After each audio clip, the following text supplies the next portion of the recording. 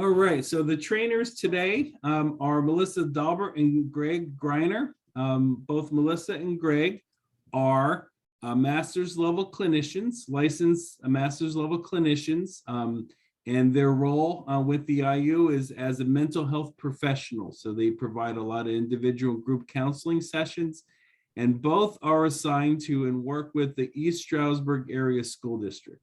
So those are the two presenters today. As far as some housekeeping, if you're not on mute, please do keep yourself on mute or place yourself on mute. We're going to try to get through all the information. So at the end, if we have time, we can ask questions. If it's a small group, we can unmute ourselves and ask the questions, or you can ask the questions via the chat. Either or will work fine. But without any other delay, here are Melissa and Greg. Thank you. Hi again, my name is Melissa Dalbert. Thanks again for joining us this evening. We're going to start by doing a quick feelings check-in, and Greg is going to explain kind of what we would typically do with the students that we service. And then after he's done with that, I'll do a quick mindful moment, explain what that is. But usually we start off our sessions with our students by doing a feelings check-in. And it's important, we're going to talk a lot later about why really all about feelings, why it's important to be able to identify them. So it's important for our children, the students that we work with, to identify our feelings, but I think it's even more important for us as adults to be able to recognize how we're feeling at any given moment. And Greg will start by doing what we would typically do with our students. All right. Well, thank you, Melissa, and thank you, Ken, for introducing us. I appreciate it. So I am Greg Greiner. I'm a school social worker in the East Stroudsburg Area School District, working mainly with the elementary school population at the North Campus. So here's a little feelings check, especially for the younger guys. A lot of faces. If they can't really explain what they're feeling, they can point to it. So I usually start with a feelings check of just 1 through 10. How you doing today? 10 being the best day ever, 1 being I'm struggling a bit, and a day why, and a reason why. At the end of that, I usually start with something that student likes to look forward to, or something positive. So I think that's a big contributor to social emotional learning about what they like, what's important to them. It helps build a relationship and things like that, whether it be they're looking forward to going home or playing video games or going to sports and things like that. And building rapport is a huge thing with building a positive school environment as well. So I'm going to talk a little bit about mindfulness and what exactly that word means. So it is the act of consciously focusing your mind in the present moment without judgment and without attachment to the moment. It can help us become more aware of what is going on for us internally and externally, and we become more present to the right now. I think a lot of times when I'm working with students, I explain it like this. We're always either worrying about something that's coming up, focusing on something maybe that happened earlier that day, but being mindful is it allows us an increased ability to regulate our emotions, decrease stress and anxiety and depression. It can also help us focus our attention, as well as observe thoughts and feelings without any judgment. So as we become more present in our lives and in relation to others, it helps us make better decisions, to manage our emotions, and to be more fully engaged in life. And when you're mindful, you aren't judging what is happening, you're just observing it. And if you are mindful, it's hard to get swept away by those unhelpful or negative thoughts. So I'm going to ask for a little bit of participation. I do these mindful moments. I do one in the beginning of each session of the students that I work with. And it's just a way to, again, balance them, make them focus on the present. So just ask for you guys to participate if you're comfortable. And I'm going to read, it's a scripted mindful moment, and it's called Wave Breath. So I invite you to do a self-scan. And when we do a self-scan, we just make sure that our bodies are doing what they're supposed to be doing. So we're nice and calm. We should be sitting up straight with a quiet body and mouth. Make sure that you're comfortable and not too stiff. You're going to take a breath in. And as you breathe out, notice and relax your jaw, shoulders, and whole body. Our mindful moment today is a visualization called wave breath. And to visualize something, it means to create a picture of it in your mind. So I'm going to ask some questions. You will think about the answers in your head. First, we'll take a couple of cycles of slow, deep breaths. So in through your nose, out through your mouth. If you're comfortable, you can close your eyes. If not, you can just gently soften your vision by looking down at your nose. You're going to listen to my voice as you breathe in slowly and breathe out slowly. Allow yourself to become as relaxed as you can. Now you're going to imagine you're at the beach on a beautiful summer day. You see the gorgeous ocean and the beautiful white sand. What else do you see there? Maybe there are people with you, or maybe you are alone. You can choose because this is your special beach trip. You can hear the sound of the ocean waves rolling against the shore and the wind lightly blowing. Far away, you can even hear the sounds of seagulls calling in the distance as they fly around in the beautiful blue sky. Do you hear any other sounds? Maybe children are playing and laughing nearby, or some different sounds that make your heart feel good. You can smell the salt water from the ocean, and you can feel the sand beneath your feet supporting you and the sun's rays warming your skin gently. If you choose to, you can walk towards the ocean and feel the cool, refreshing water splash against your toes and feet. Are there any tastes in your mouth? Is there a special treat you like to enjoy at the beach? Now breathe in as the beach waves splash on the shore, and breathe out as the waves flow back into the water. Breathe in and watch the waves come in and splash on the sand, and breathe out and watch the waves roll back towards the ocean. You're going to try this on your own for a few cycles of breath, breathing with the waves, in and out, in and out. Now I want you to slowly bring your awareness back into the room to my voice. Take a deep breath in and out, and think about how you're feeling right now. If your eyes were shut, you can slowly open them and come back to the present. So then I just usually do a quick debrief with the student. Some questions that I would ask, how was that for you? Were you able to visualize the beach? How did it feel? Were you able to sync your breath with the waves?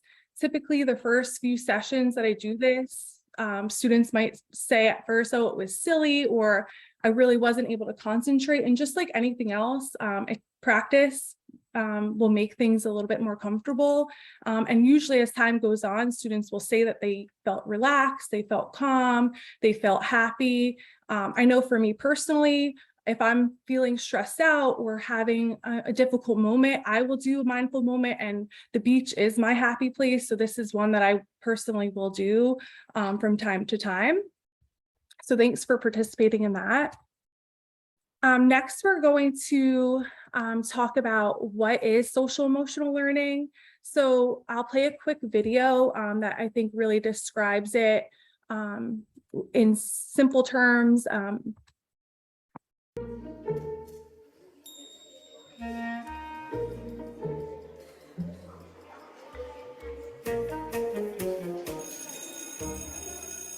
There's a lot of talk these days about SEL, social emotional learning.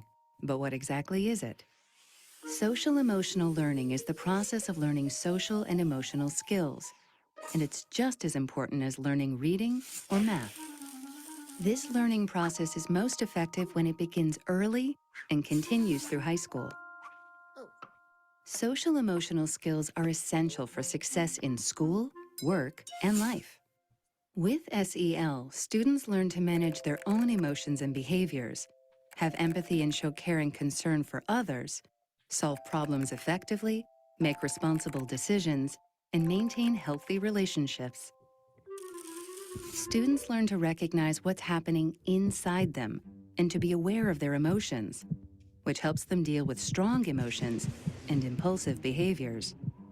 It helps them stop, take a breath, and think about a situation before acting. Students learn to identify others' emotions and perspectives, which helps them empathize and show compassion, no matter who they are or what their background is. It's not difficult to imagine how this is important in the classroom and in life. Students learn to solve problems in peaceful ways and communicate assertively about what they need or want. This helps them get along with other students and get the help they need from adults. When students learn to make responsible decisions about their lives and their future, things can turn out better. Research shows social emotional learning makes a difference.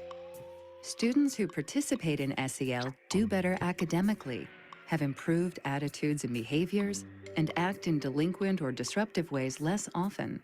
In the United States, students with strong social-emotional competence are twice as likely to earn a college degree and nearly 50% more likely to graduate from high school and have a full-time job by age 25. Just as important, students who are socially and emotionally competent have more friends. This means they're more likely to feel connected to school and do well, and less likely to be left out or bullied. Simply put, by participating in social-emotional learning, students learn the skills to succeed in every facet of school and the rest of their lives.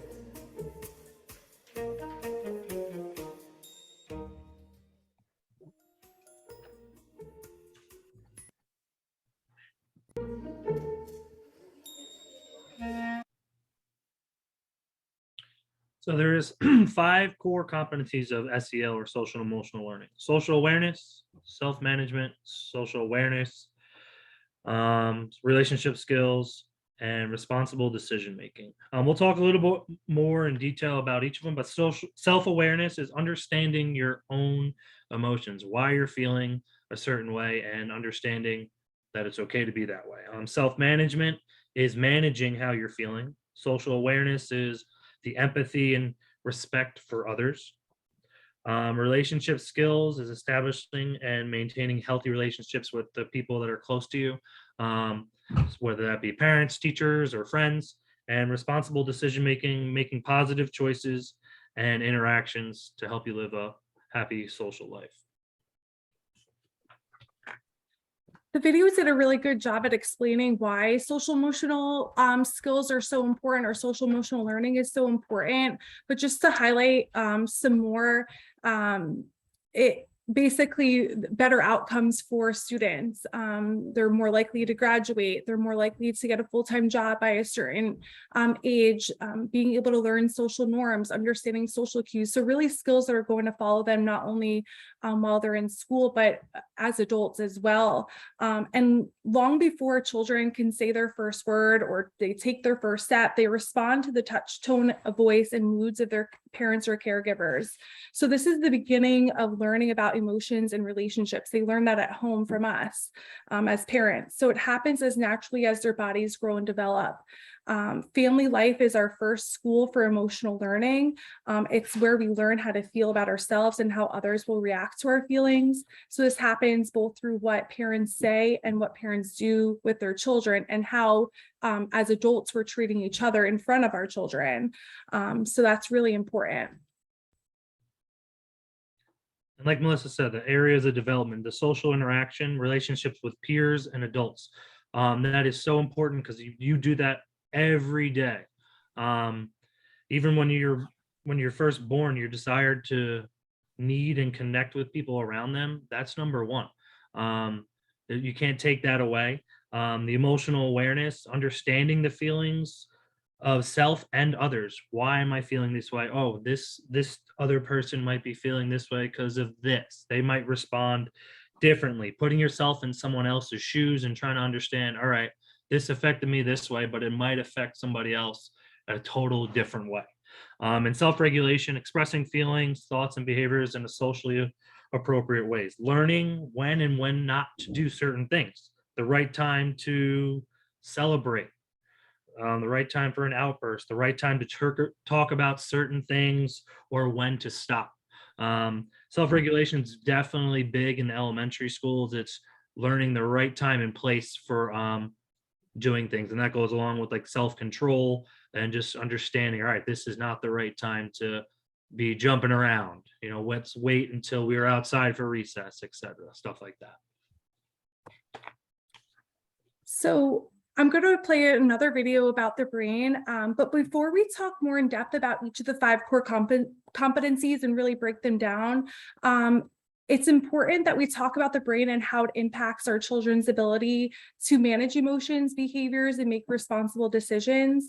So this will allow each one of us to understand why our children do the things that they do or say the things that they say. And it will also allow us as parents to have realistic expectations for our children and hopefully have more patience.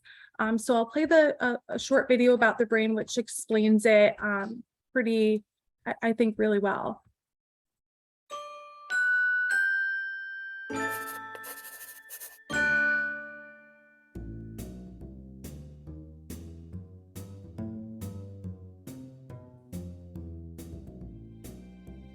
Your brain is powerful and strong. It helps you remember that 2 + 2 = 4, makes you blink and breathe without even thinking, and even helps you play your favorite video games. But it's so much more than that too. Your brain has 3 main parts: the cerebrum, the cerebellum, and the brainstem. It also has 2 sides, a left and a right, 4 lobes, the frontal, parietal, temporal, and occipital. And then each of these lobes can be broken down even more into areas that have specific jobs. Yowza, that's a lot of pieces. Let's see if we can make it a bit easier to understand. You can think of your brain kind of like a 2-story house. In this house, there is an upstairs and a downstairs. The upstairs and downstairs brains both have very important jobs. Your downstairs brain's job is to keep you safe. It is responsible for things like breathing, super strong emotions like anger and fear, and watching out for danger. The upstairs brain's job is to help you think. Yep, that's right. Its job is to help you problem solve, learn, and make good decisions. A house wouldn't be a home without people inside, right?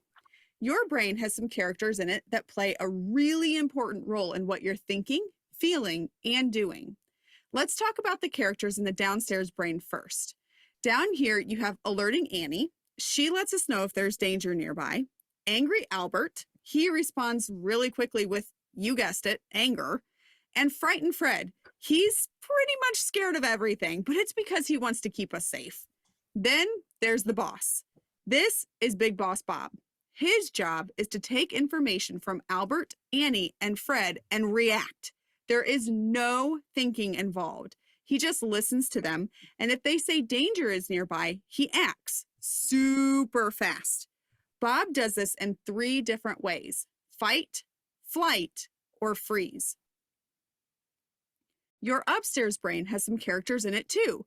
Up here, you have problem-solving Patty. She helps recognize problems and come up with solutions. Calming Carl, his job is to help us calm down when we're upset.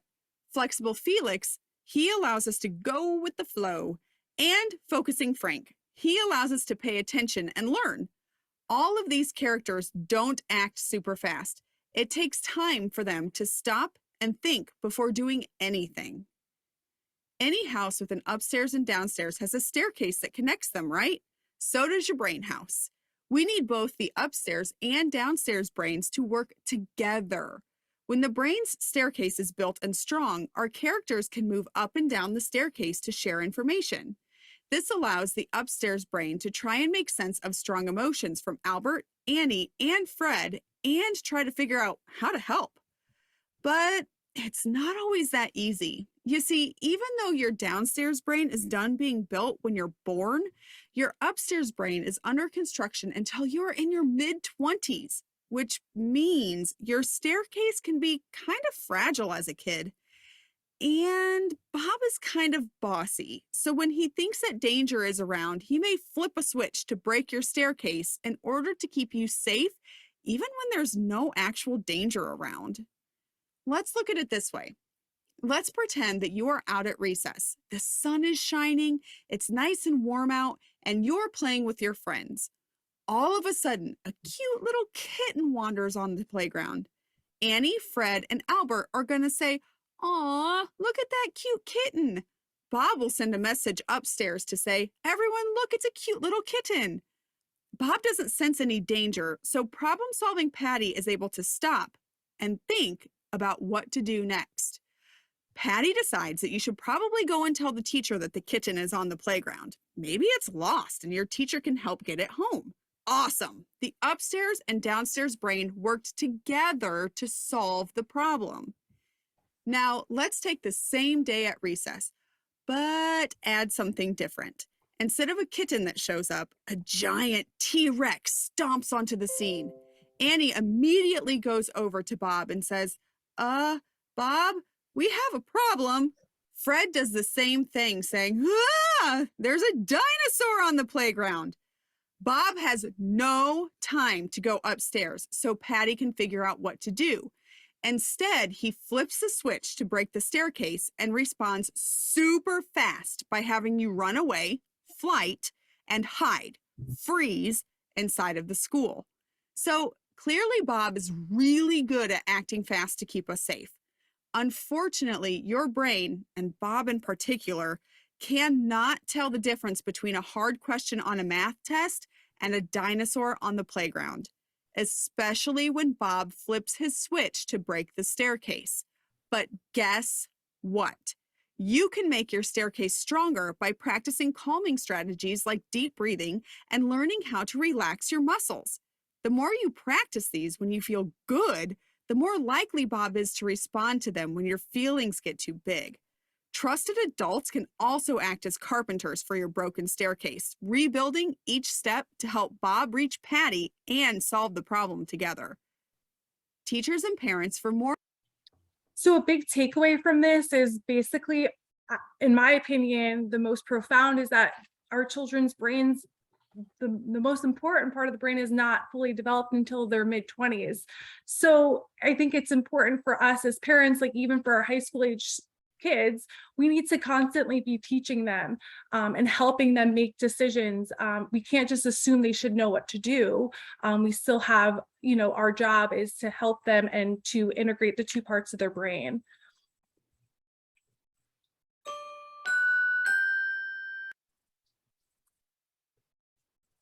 All right, so the first competency we're going to talk about is self-awareness. Now, that is just pretty much basically identifying what emotion is what. And I always think about the movie Inside Out. That's a great kid movie. They have the sadness, they have joy, fear, disgust, and anger. It's learning that it's okay to have those feelings, right? So it might sound like, hey, I'm feeling this way and why? Or when I'm at my best, I feel this, right? And what kind of person do you want to be today? That's why we always do those check-ins or those mindful moments in the beginning, try to get it on a safe and level platform. And like I said before, understanding that it's okay to have these feelings of anger, sadness, and frustration.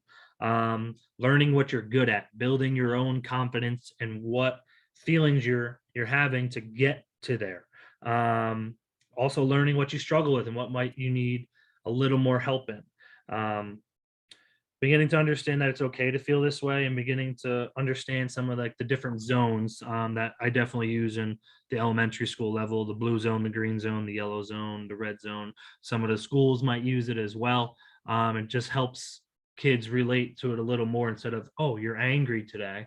Okay. But it's like, all right, why am I angry? So a strategy that you can use at home is the feelings wheel. And I understand it's kind of small to see, but we have a parent folder that you'll be able to utilize. And in that, there's a feelings wheel that will be bigger and you can kind of see it a little bit better. You can print it out. But basically this will help your students be able to acknowledge their emotions and feelings so they can move into action and respond constructively to those feelings. So how it works is in the center, you'll see feelings like sad, fearful, angry, and then you can kind of break it down. So if you identify that you were feeling sad, you can go on to like that second layer and then be able to identify it even more accurately. And by accurately identifying your emotions, you can do something about it and handle these feelings. So instead of just saying I'm feeling sad, I'm actually feeling disappointed.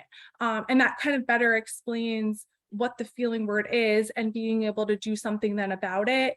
A way that you can do this is in the morning. as soon as your child wakes up, you can ask them, how are you feeling this morning? Maybe you would do it again on the way to school. Maybe you would do it again when they get home. So you can incorporate it throughout the day, because just like the weather, feelings can change throughout the day. So they may wake up feeling one way, but maybe when they get home, they're going to be feeling something different. So it's important that we're doing multiple feelings check-in throughout the day. And even for ourselves too. Another strategy that we can use is something called the positive pivot. So this is used mostly for our older kids, so high school age. And it's a strategy that helps students consider a range of ways to respond to a situation. So how it works is you can consider a challenge that your child might be identifying that they're facing that day. They can identify on the scale where they currently are, and then by asking them, okay, well, what would it take for you to move to a higher number on the positive pivot scale? A lot of the things that are upsetting to our kids, even for ourselves, are things that are beyond our control, the things that we don't have control over. So I always like to say that, what do you have control over? If it's something that you don't have control over and you can't change, we shouldn't allow it to affect us so greatly. So I feel like framing it in that way is definitely helpful and can help you move from, let's say, a -3 all the way up to maybe even a positive number, just by being able to identify it's something that's out of your control, and what could you do that is in your control. So the second competency is self-management. It may look like impulse control, stress management, self-discipline, goal setting, trying to stop your brain from just flying off the handle, going too fast, slowing. Sometimes the brain just works way too fast and you need ideas just to help calm the body. That breathing technique that Melissa shared was an awesome idea. Stop and take the time to think about what you're going to do. Think about the consequences and rewards. It could be a positive thing. It could be a negative thing. Think about, is it the safest way? If not, how can we make it safer? It's breaking down. It's like the different parts of the brain talking to each other, trying to slow yourself down to make the best decision. And then in the end, act in the safest way possible. Don't rush, and stop if it can't be done safely. Because number one, you want to keep yourself safe. So self-management is the ability to manage one's emotions, thoughts, and behaviors effectively in different situations to achieve goals or aspirations. I always think of consequences and rewards. What do you want to get out of this decision? What could happen, right? And when we have those feelings of anger, frustration, and sadness, what do we do? How do we respond? How do we react? And what can help me get through these rough times? Or what helps me get through when I have these feelings? Deep breaths, walk, being alone, music, etc. Trying to think about how can I get through to the next step without making a poor decision. And one of the strategies is positive self-statements. It's a lot of self-talk. A lot of my kids, we try to just basically say, I can do this. It's okay. Things might be hard, but I'm going to try it again. So it involves having some useful words or phrases that you can repeat or think to yourself to help you make you feel better. One of the big things is naming the feeling, like Melissa said, with that big wheel. It might not just be anger or frustration. It might be deeper into the layers of, all right, maybe I can figure out what it is exactly. The slow breaths is a good coping skills as well. And I love the positive self-talk. It helps you solve problems if you think out loud.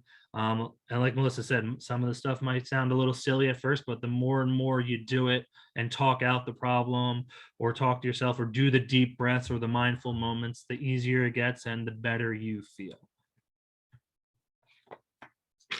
Another strategy is called the WHOOP goal setting, and I'm not going to play the video, but it's basically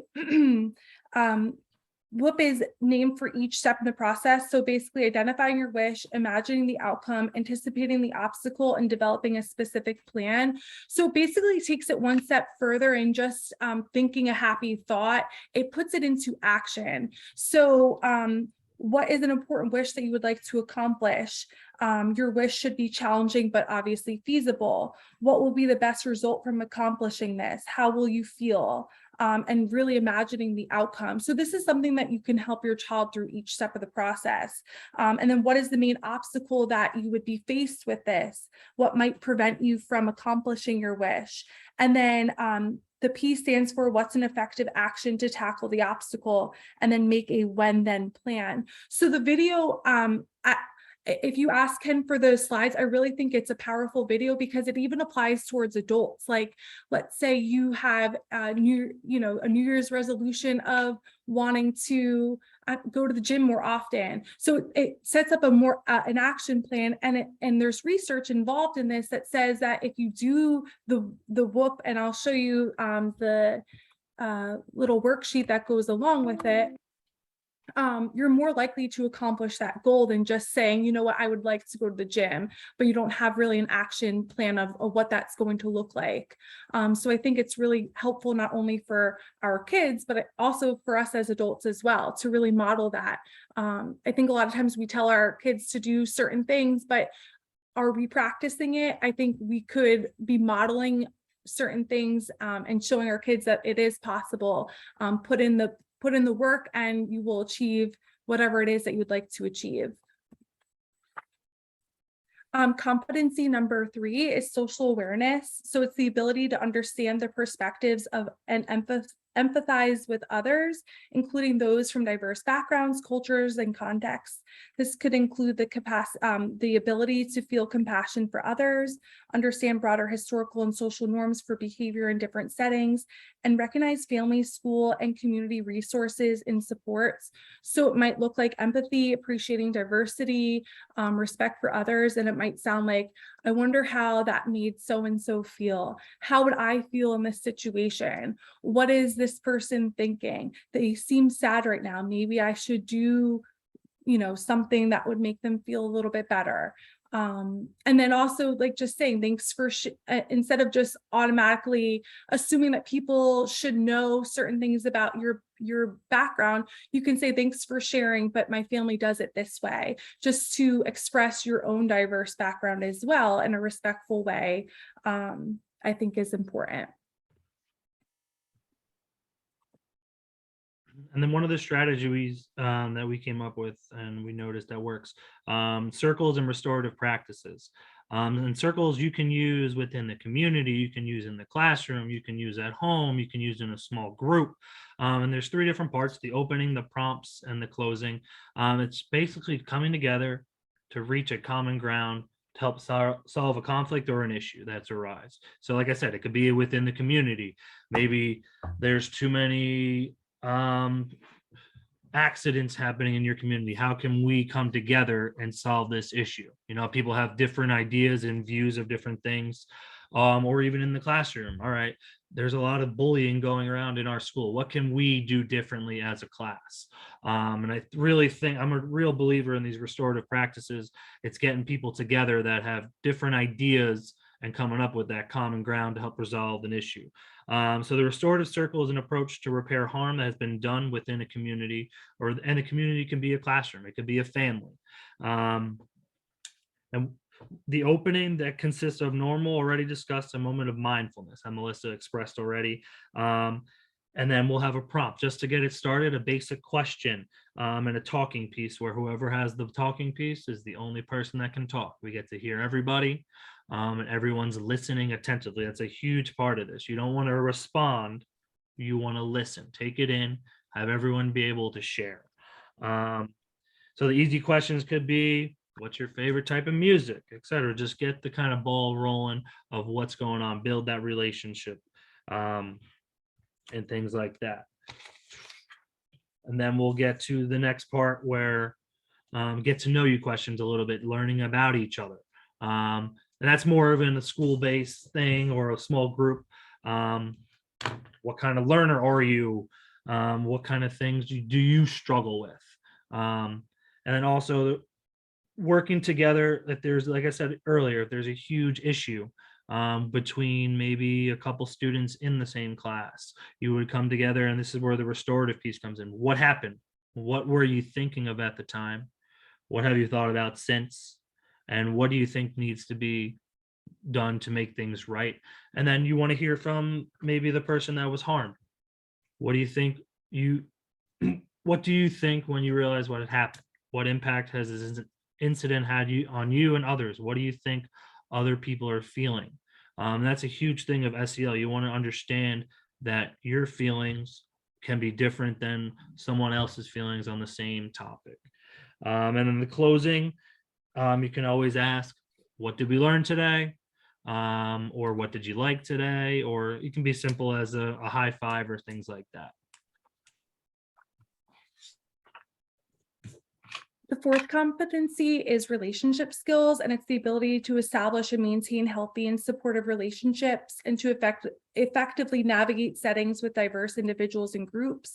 This includes the capacity or the ability to communicate clearly, listen actively, cooperate, work collaboratively to solve problems, negotiate conflict constructively, navigate settings with differing social and cultural demands and opportunities, provide leadership, and seek to offer help when needed.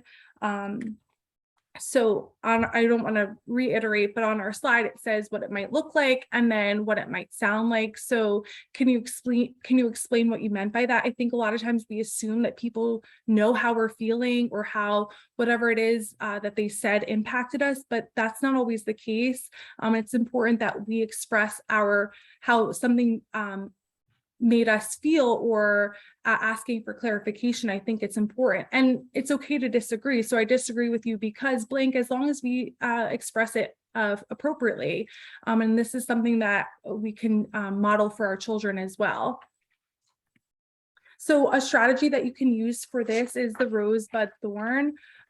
So it's a strategy that helps students identify positive moments in areas where they might need support. So your child could share something positive that happened this week. The bud would be something that you're looking forward to next week. And then the thorn could be something that you need help with in the next week. And also to foster some growth. Students may also consider how they can turn their thorn into a rose. And this is, again, something that you can do easily at home. I think a lot of times we can focus on the negative aspects of the week or the day, but this kind of gives it a different layer. And then the fifth competency is responsible decision-making. So it's the ability to make caring and constructive choices about personal behavior and social interactions.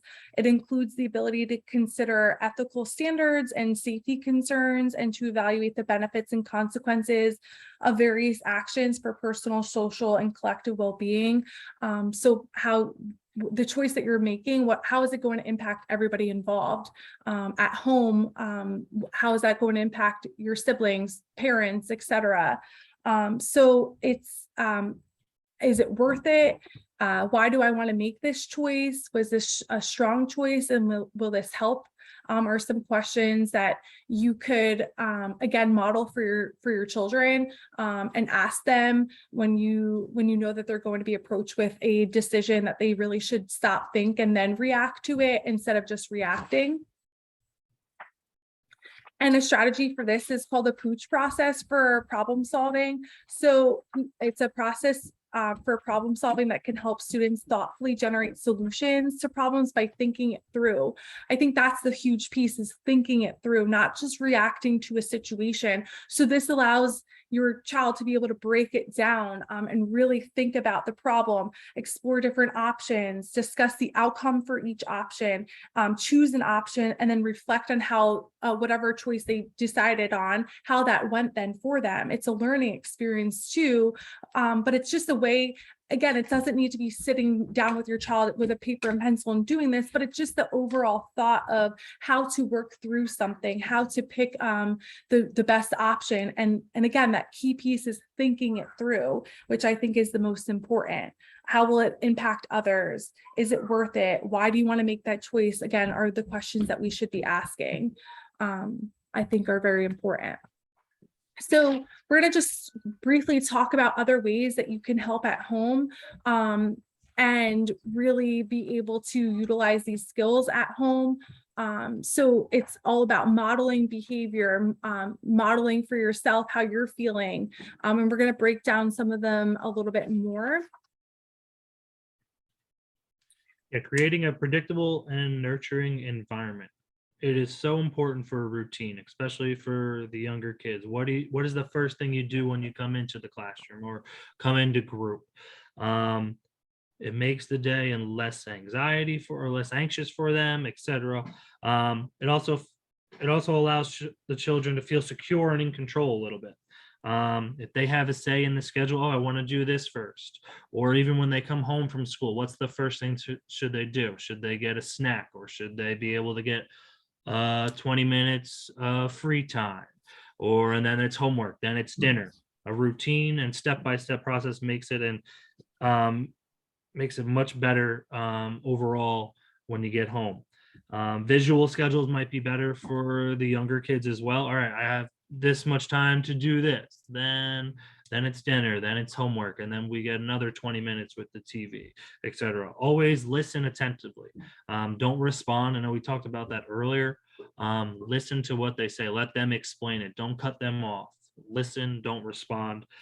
Be in the present with them as well. Ask them about their day. How was it? Open-ended questions as well. What was good? What was bad? What happened? What could have been better? Supporting and developing social skills. I think this is especially important for our younger kids. I talk about like when kids are coming into kindergarten, the first time that they lose in a game shouldn't be when they're entering like being in school. We should be kind of talking them through these things beforehand, really helping them interact with other kids their age, encourage pretend play. Those types of things are really helpful for the younger students. Recognize and talk about emotions. This quote I think is really powerful. It says, do not teach your children never to be angry, but teach them how to be angry. So it's more than just your basic emotions. Being able to identify emotions are feelings, behavior is an action. So when we work with our students, we explain that there's no such thing as a bad feeling. So feeling angry is not bad. All feelings are okay to have, but we need to figure out what to do with that feeling. So if I throw something at my peer because I'm feeling angry, that behavior is not appropriate. The feeling is okay. It's the behavior that's not okay. So most children and adults experience a wide range of emotions and feelings. Things that you could do at home is, I see that you're doing this. Tell me what it's like for you. You could do some other activities like writing down a list of feeling words together, creating an emotional thermometer. So what would it take for you to go from a little bit annoyed to furious? So it's important that we're, again, having those conversations at home. And I'm not going to have enough time to talk about the family emotional safety plan, but this could be really useful. And I have what it would look like in the parent the parent folder, but it kind of breaks it down. Like, so if you have a child that's really having some anger outbursts and they might be happening more frequently, kind of coming up with a plan on what to do in those situations. And this would be done when we're calm, cool, and collective, really working through it. What are some coping skills that you could utilize in that moment? Do you need space when you're feeling angry? So if they go into the room, we know as a family that we're not going to go in the room after them. They need time to calm down. So just an agreed upon plan that I think could be really helpful in certain situations that are happening at home. And then I have a copy of the safety plan, but then I also have it in the folder. So you can look at it on your free time. Let's see. So separate I am from I feel. So I like to explain this again, that you are not your feeling. So by saying I am feeling this way, it takes away the control from the feeling and allowing your child to understand that they are in control of their feelings and they have a choice of what they can do when they're feeling certain things.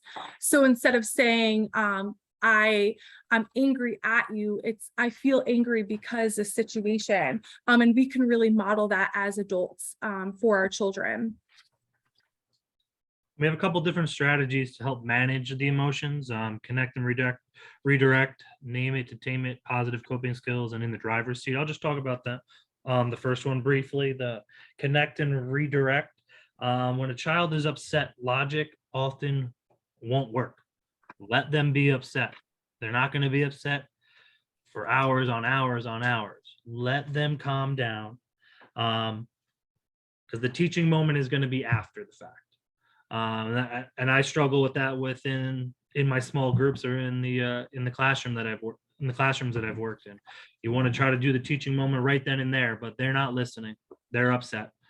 So the biggest thing is when a child is upset, logic won't work.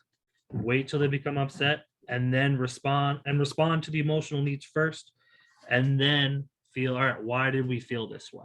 And it might be the next day too. It might not even be like an hour later. We might need to wait until the following day to kind of really talk about it further. Yeah, and connecting about why they're upset, your child's emotions, is very key.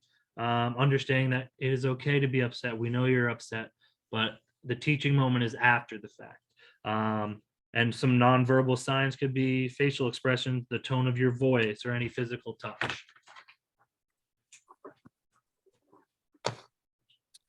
So coping skills, we have, again, in that parent folder that you'll have access to, we have packets of different coping skills that you can really go through with your child and pinpoint ones that they feel like would work for them. And the key of this is practicing it when they're calm, not just when they're when they're feeling really angry and then trying to figure out, okay, well, what are ways that we can help you calm down? It's really developing that plan beforehand. So taking deep breaths. There's something called the breathe in the flower, blow out the candle. So all these different skills we would practice and really identify certain ones that would work for you, because what's going to work for me to calm down might not work for you. So really personalizing that is important. So managing and using positive coping skills, this will hopefully eliminate then the behavior. The feeling is going to be there, but hopefully being able to help them calm down and pick then a coping skill that they can use. And this is a coping skills plan that you can utilize too. And then the positive discipline, I'm not going to have a whole lot of time to go through this, but again, you'll have access to these slides. I want to get through this because I think this is also important. Find other ways to connect with your child. I think we get in the rut of just asking, like, how was your day? And we're going to hear one-word answers. It was fine, good, whatever. But I think really being able to reframe that, and there's this strategy called the yay, oops, or blah. So it reminds us that not all days are just good or bad. There's going to be moments in the day that were wonderful. There were going to be moments in the day that weren't, but really being able to identify that is important. And then questions of the day. So again, more questions that you could be asking beyond just how was your day, because then you're going to get a little bit more information. What was something that made you laugh today? What inspired you today? Those types of things, I think, will have more meaningful conversations, and you'll be able to really get a better idea of how your child was doing, or how they are doing, or different parts of their day. And they could be at different times of the day. They can be at the dinner table, on your ride to school, or waiting for the bus, or maybe just watching TV before bed, or even right before bed. So it's different times where you can see, all right, they're calm, cool, and collected. Let's see if they'll share a little more, you know? And I think with social emotional learning, it's important to connect with your child's individual school, see what maybe their school is doing for social emotional learning. I think Greg shared in the beginning that some of the schools that we work with use the zones of regulation. So just so you're speaking like a common language, like what they're learning at school, maybe you can transfer at home too. So it's being utilized in different settings, I think is important. I'm not sure, Greg, did you have anything that you wanted to add? Just get involved, especially with the school. I know there's a lot of different ways to connect with the teachers, whether I know some of the schools I work in use Class Dojo, where they get points for reward systems. And there's even a messenger on that now. And parents can check, oh, how many dojo points did you earn today? And they can start the conversation without even talking to or knowing what happened, you know.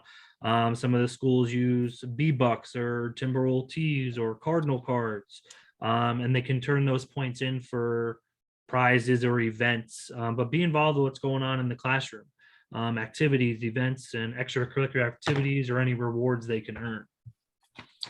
And then I referenced this parent resource folder. So as long as you have this link, you'll be able to access it. But it has all the things that we talked about and more. Again, coping skills, some of the worksheets that I talked about are referenced, the feelings wheel. So a lot of really great resources that we found you can utilize then at home, or, oh, what was Melissa referencing it in the presentation, you'll be able to find it here. And if you have any questions or need help accessing something, you are more than welcome to reach out. And then we also have the course evaluation. Ken, I don't know if you wanted to talk about that. Yeah, again, thank you for us. A lot of information. When I was looking over the slides, I knew we were going to have a lot of information. So what's on the screen is a course evaluation. What I can do is I also can share the copy of the link to the course evaluation in the chat. I think, Melissa, if you can copy that link and post it in the chat, that way it may be easier to access. So that's the link. But if you just copy that link and post it in the chat. If not, I'll certainly send it out tomorrow. There we go. So, and then I saw there was a question about the parent resource folder, so sure. I will also copy that and put it in the chat. Yeah, so we tried, this is new for us, the parent resource folder. I like the idea, and it's a public folder. So the link to that folder is in the chat. And you'll have, if you would like to have copies of the slides, we can certainly send them to you. The recording that we're doing today will be able to send out to you if you would like, but it's also going to be posted on the Colonial IU website under the parent resource heading, so for future reference. But specifically the survey or the feedback link that we shared earlier, it's for to help us understand how the training went. Did we hit upon what we should have hit upon, or the things that we can do to get better at the training? So that's why that is needed. So I see some additional chats. I know, Melissa, are you monitoring the chat to see there may be some questions?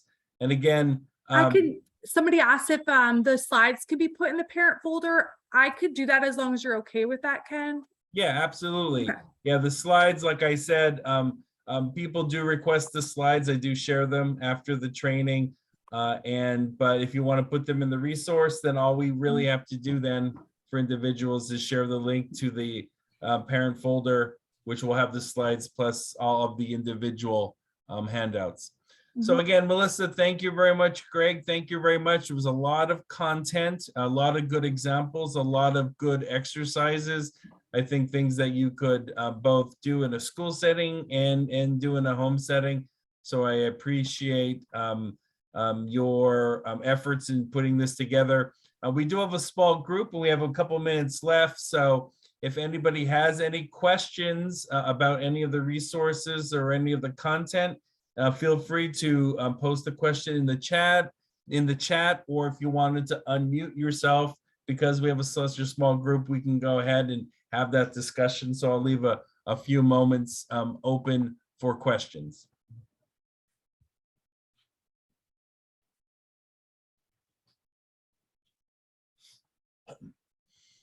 All right, so I see we're coming up with 1 minute to go. So I felt that we would go over, and I was proven wrong. We went right on time, so that's great. Oh, we So could have went again- over, Ken. We could have went. But honestly, some of the videos you shared were great videos. I particularly liked the acronym WHOOP and the planning aspect of that. So that's actually a video I did watch, and so I would encourage you to watch that video, because that's a really good kind of problem solving for an adolescent or a child who gets overwhelmed easily, you know, and then to kind of problem solve. So all right then, so thank you everyone for participating. Email me with any questions afterwards. You have my email from the flyer. And then if Melissa and Greg can just remain on, I just want to touch base before we log off. But everybody else, thank you for attending, and feel free to email me with any future questions. Thank you. Thank you, everyone. Thank you. Thank you. Thank you.